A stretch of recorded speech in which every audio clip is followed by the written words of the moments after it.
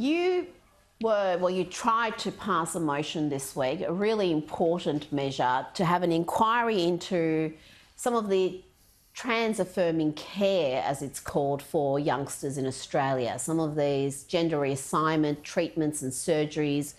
And you were defeated. Labor voted against it, the Greens voted against it.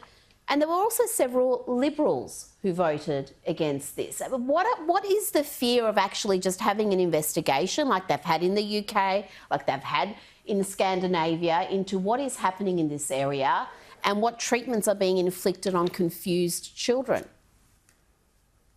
It is. Look, Rita, it really breaks my heart to see this happening, because we've seen what happened in Tavistock in the UK and other countries around the world. This has become a business, a very lucrative business for those surgeons and for those pharmaceutical companies handing out billions of dollars worth of drugs to these children. This is the third time I've put it up, and it's only an inquiry, not legislation, only an inquiry to give Australians and those parents the right to come before us and explain to us what has happened to their children. But no, they don't want that. And of course you expect it of the Greens and of the Labor Party and David Pocock. He's so far extremist left, it's unbelievable. But what I will say to you, I'm absolutely disgusted with the coalition, because it was led by Simon Birmingham, the Senator for South Australia, and also you had Bragg and the new Senator Kovacic from New South Wales, plus Jane Hume from Melbourne and Dean Smith from Western Australia. Now, previously it had been Maurice Payne, but she hasn't been in Parliament, so she would have voted against it as well. These are supposed to be a coalition, you know, for families and values, but every time they voted against it, until Dutton gets rid of these wets within the Liberal Party, because Birmingham is bringing him down in the Senate in a lot of, I'd say, conservative policies and values. Dutton is going to struggle to win the next election. Well, and, you know, it's a real shame, because I was fighting for these families.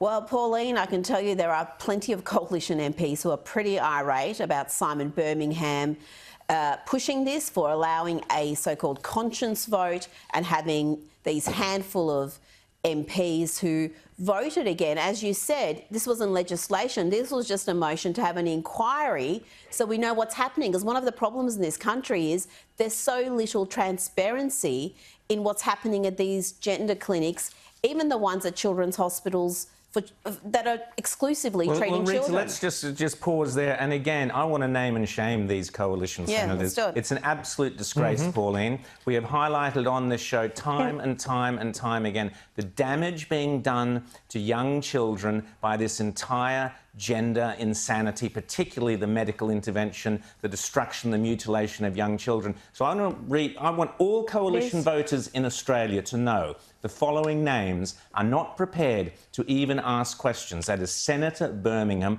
the worst member of the coalition, who should be punted, should have gone long ago with all his bedwetting mates. Jane Hume, shame on you, Jane, absolute disgrace. I thought better of you. Andrew Bragg. Who are the others, Rita? There's Smith, there's the new MP. The new Sheila in New South Wales. What a mistake that was, which I said at the time. What a mistake. Why didn't you put Tony Abbott or Warren Mundine into that seat? Seriously, Libs, get your act together.